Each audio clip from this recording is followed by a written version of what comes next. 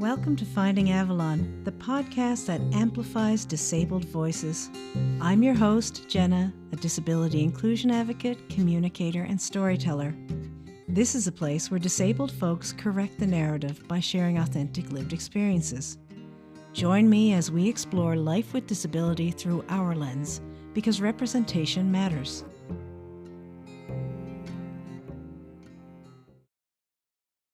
Hey, I'm Jenna Barnable, a disabled advocate, advisor, speaker, and content creator from Atlantic Canada.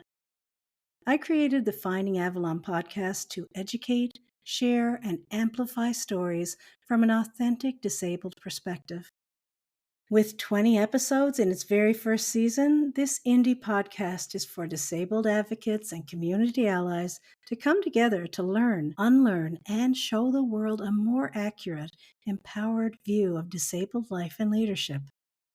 Have a listen here to the preview catalog featuring a quick clip from each guest episode in Season 1. You can stream and download the episodes that pique your interest and follow Finding Avalon to get notifications of when new episodes drop. It's always a good time to learn from disabled, chronically ill, and neurodivergent advocates and leaders. In a moment, you'll hear a series of short previews from each guest. Whose stories will you listen to and share with others? Music at its core, to me, is about communication. So through that, music feels like the safest form of communication for me, where I feel like I can talk about anything and express really freely, really complex and deep emotions. And all of those things together can transmit so much more than just words alone can for me. And that allows me to talk about some of the hardest experiences in my life and to be able to sing through those things in a way that I don't think I could do simply through talking or simply through writing. And what I really hope for with music is when you hear my song, for you to even feel a little bit of that same feeling that I was, and for that to be relatable, for you to hear that and say like, oh, I understand that feeling. I'm less alone having felt that.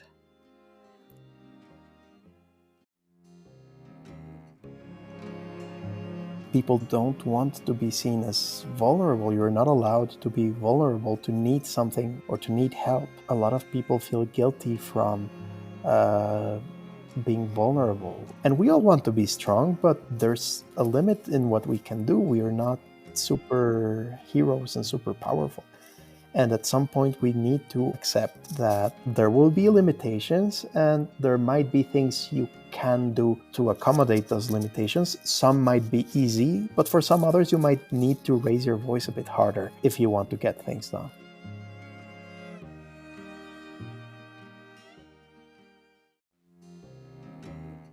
I think when people consider disability, they imagine it's something that they can see in others. And we've talked a lot about invisible illness. I think that is something that we need to consider when we're just out interacting with people in the day-to-day, that anybody can be walking around with a disability. So I would say there's this misconception that it's obvious or known or something that we pick up on really quickly, but we talked about wearing the mask. I encourage everyone just to be their authentic self. Just being compassionate with everyone you run into.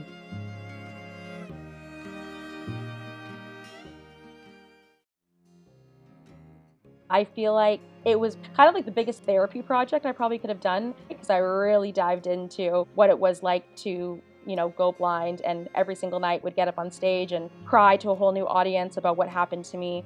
But also I really used humor to cope with my experience to get through the darker moments. And so although the play that I wrote is inevitably a little bit sad, I try to keep it as light as possible and keep the laughs coming as much as I could. I really do think that I took the darkest, most depressing thing that's ever happened to me, and I wanted to turn it into the most positive, fun thing that I could do that would hopefully bring joy to other people, despite it being a sad story at times. I'm trying to create a space where people feel safe enough to unmask and just explore who they really are. I know firsthand how exhausting it is to live under the layers of societal conditioning and programming and constantly feeling like you need to shrink yourself just to be palatable. You were never broken. It's the system. Well, the problem is the systems that made you feel like you had to hide. So the more we unlearn shame and let go of who we thought we had to be, the closer we get to who we've always been underneath it all. And that's really what I try to advocate, and just allowing people to feel seen, because I definitely understand. It was in my heart that this is what I needed to do. So I opened a farm called Dragonfly Haven Therapeutic Farm. The dragonfly represents change, emotionally, physically, mentally, and spiritually, in my Mi'kmaq culture. Being a Mi'kmaq woman with anxiety and depression and going back to school, that was a huge step. Not everybody can do it. I didn't think I could.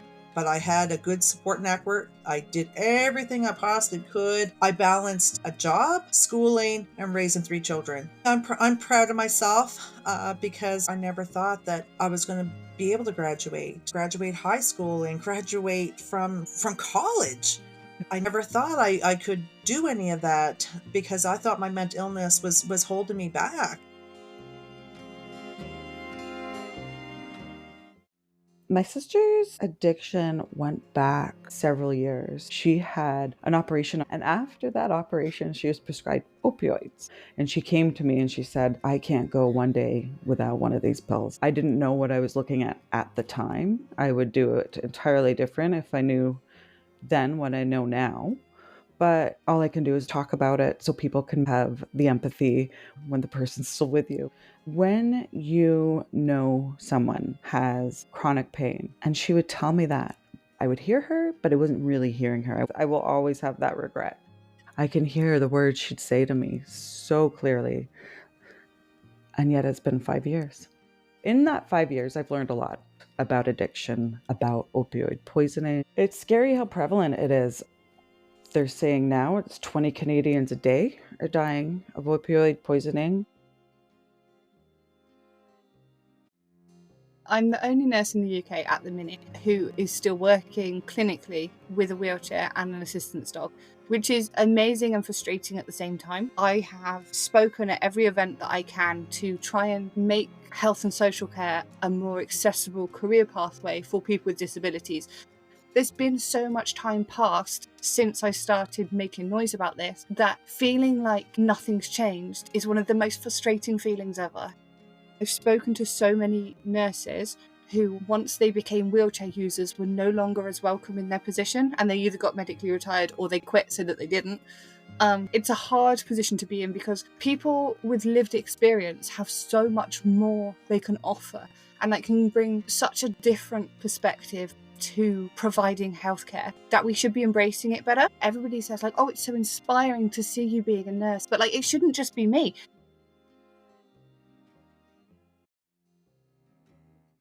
Cats are extremely resilient. I see it all the time on the Facebook group when cats join, and then they are all the time posting. And I used to be one of them, posting like Adonis at diagnosis, Adonis 4 months, 1 year later. So definitely it's completely manageable. Home testing is a non-negotiable. Testing only at the vet is not a good idea. That's very dangerous. And it is a commitment. I think that having somebody to help you, it's very nice, because otherwise, when I was now in Ecuador and David stayed with Adonis, when I came back, I was the one that was tired from traveling, and David slept at 8 p.m.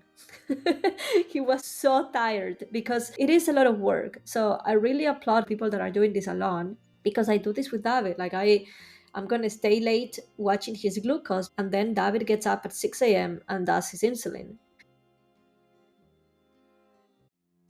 First of all, let's bust a few little myths about menopause. Not everyone gets every symptom. People often worry that you're going to be having hot flushes and putting on weight and memory loss and mood swings and this and that. Now, autistic menopause is different. All those sort of sensory issues that people potentially have, that will happen within menopause also. So it's really important for autistic women listening to think, does that mean I'm going to have worse menopause than a neurotypical person? No. If you are diagnosed autistic before menopause, you are more likely to have less symptoms than those who are diagnosed during or after menopause. Now, why does that happen? It's probably because autistic women, I think, have got really practical brains. They like having info. You give them as much info as they can possibly take. And once you have the facts, you feel more confident, more comfortable in what is potentially going to come up. Everyone's MS journey is different. If you talk to one person with MS and another one, you would be convinced that they have two different illnesses. Through MS, I found my voice. I really think that although I dislike MS, it made me find my voice. Being on the stage, being on the news, arranging all this, there's nothing that I can do to change that I have MS. So at least I can do this. I just can't sit idly by and be like, this is how it is. I find it's helpful for me and hopefully helpful for other people to talk about it, share my experiences. You don't have to deal with MS by yourself. Don't try to face it on your own. Contact MS Canada, get connected with people who have MS, a support group. Don't try to deal with it alone. Don't ignore it. It's not going anywhere, unfortunately.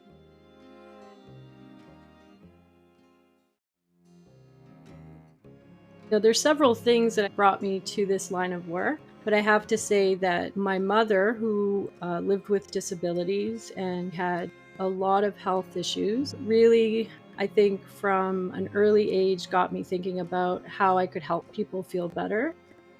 And I witnessed firsthand how the healthcare system failed her. And so I think it just made me curious about what could help her and what could help people like her. And so that path led me to acupuncture.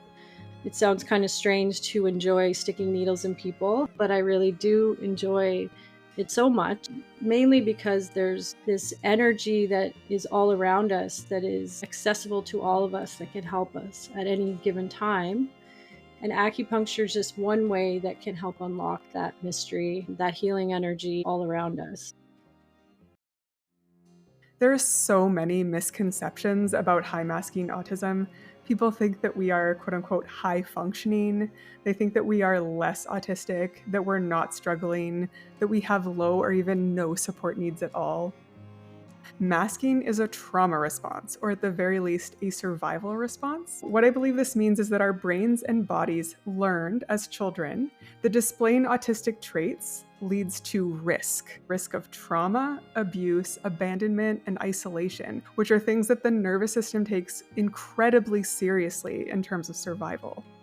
For whatever reason, being high masking seems to be more common in autistic women. For me, because my body and brain prioritize masking, what this looks like is that the worse I'm doing, the better I seem to be doing.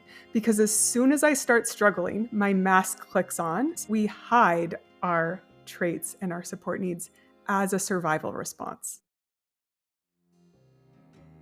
So I would say 3 words: seek to understand, by which I mean seek to understand others' experience. Like try to put yourself in other people's shoes, or try to understand what other people's experience might be like, how they experience the world. And I think that if we try to do that and surround ourselves with a diversity of perspectives and experiences, then we'll be able to look at the world through other lens and not just the way that we see it. And I think that like it inevitably leads to more empathy and more like caring about other people when you have a sense of what their experience is actually like, and not just guess, but talk to people and put yourself in different situations.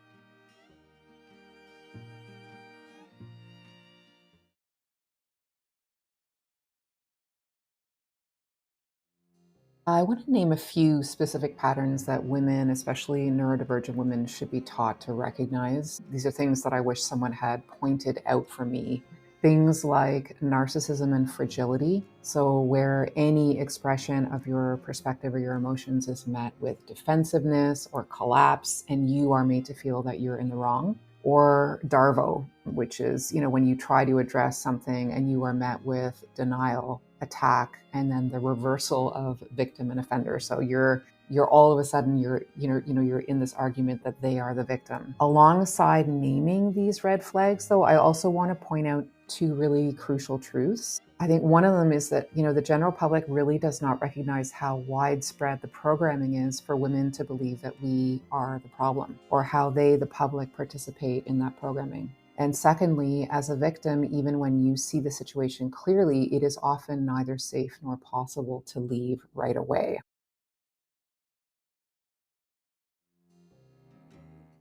When I went out sailing with my physiotherapist, who happened to be a world champion sailor, we went out on the water that first day, and I left the wheelchair at the dock. This is about 8 months after my accident. I got to strap into the chair. It was a nice sunny day, good wind, and we were going pretty quick, and we were kind of pushing the boat to the edge, and the water was coming in, and I was totally engulfed, and it was exhilarating, and there's smiles, and we're learning everything together, and you just don't think about your disability or things that you can't do anymore. And it was just like this mental massage. It was just an escape that I could go and not worry about these kind of things. So I knew that that was the sport for me after that first day, and that's when I really was hooked.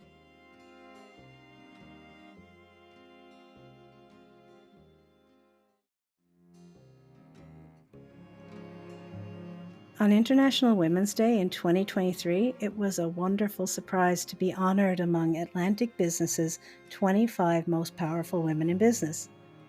This milestone reflected my career leadership and community building contributions. And as life would have it, with its impeccable timing, at the same time this exciting news came, I was also receiving shocking health news that would crystallize this moment in the most bittersweet way.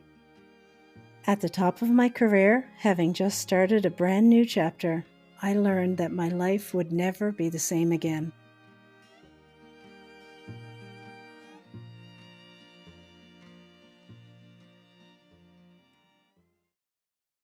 Thanks for listening to an overview of Season 1 of the Finding Avalon podcast. I hope you stick around to immerse yourself in this storytelling from the East Coast of Canada and beyond.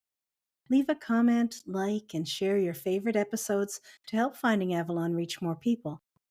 It's a small but significant act of allyship for creating a modern, inclusive community where everyone is welcome, valued, and safe, regardless of ability. Thanks, and happy listening.